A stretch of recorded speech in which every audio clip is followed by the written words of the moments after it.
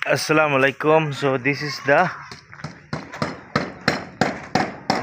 wudu area with two small windows, of course, for exhaust.